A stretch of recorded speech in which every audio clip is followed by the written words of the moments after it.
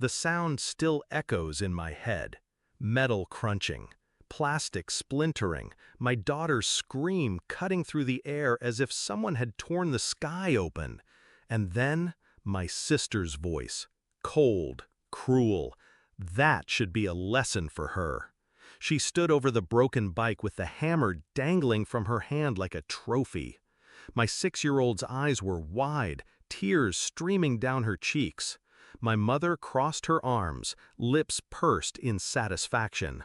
"You shouldn't have bought it for her," she added. "You spoil her." In that moment, I felt something inside me harden. But I didn't scream. I didn't lunge. I just smiled. Because I knew something they didn't. Their lesson would cost them far more than a bicycle. I wasn't always like this. Once, I wanted my family's approval more than air. My sister and I grew up sharing clothes, secrets, even dreams. I thought blood meant loyalty. I thought my mother's silence during those years of insults was indifference, not malice. But slowly, patterns emerged. Every small success I had was mocked. Every step forward was dragged back. When I bought my daughter that bike, her first real taste of freedom, I should have known they'd find a way to poison it. Still, even knowing their nature, I didn't expect the hammer. It wasn't just about the bike. It was about control. They wanted me small, dependent, powerless. And my daughter? She was just collateral in their war. I knelt beside her, brushed her hair back, whispered, "Don't cry. Mommy's got this." Then I stood, faced my sister, and let the smile spread across my face. "You just gave me the evidence I needed," I said. Her face drained of color. My mother's arms loosened. For the first time, they looked unsure. They didn't know I had been preparing. Months before, I'd installed cameras around the house, silent witnesses to every sneer, every shove, every whispered scheme against me and my child. They thought their cruelty was invisible. They thought it lived only between walls, only in our memories. They were wrong. That day, the footage was crystal clear. My sister, hammer raised. My mother, complicit. My daughter, screaming. I didn't call the police that night. That would have been too easy, too public.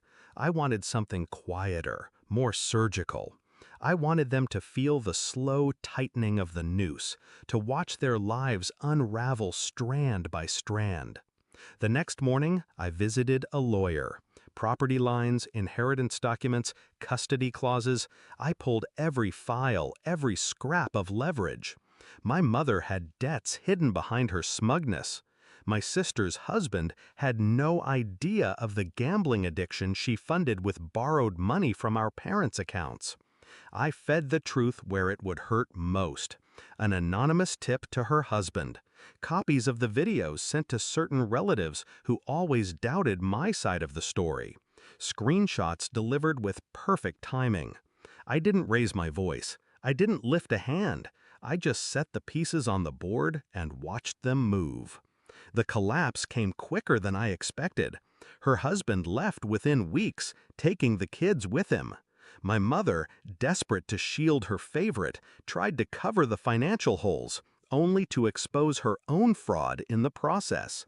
Neighbors began whispering, relatives stopped calling, and every time my sister tried to blame me, people asked the same question. Why did you smash your niece's bike? The hammer became her symbol, a single act she could never wash away. But the real confrontation came months later. She showed up at my door, eyes hollow, voice ragged. "You ruined me," she spat. I let her words hang in the air. I stepped outside, closed the door behind me so my daughter wouldn't hear. "No," I said quietly, "you ruined yourself. I just stopped cleaning up after you." Her lips trembled. For once, she had no retort. Now, my daughter rides a new bike down the street, her laughter trailing behind her like sunlight. Every pedal forward is proof that I chose differently, that I broke the cycle they tried to chain me to. And when I think back to that day, when the hammer fell and their laughter burned, I don't feel anger anymore. I feel satisfaction. Because the truth is, revenge wasn't smashing something they loved. Revenge was showing them I didn't need them anymore. Revenge was letting their own cruelty consume them. They taught me a lesson that day, but not the one they intended. And I'll never forget the look on their faces when I smiled and said that one sentence. The sentence that turned their world upside down. You just gave me the evidence I needed.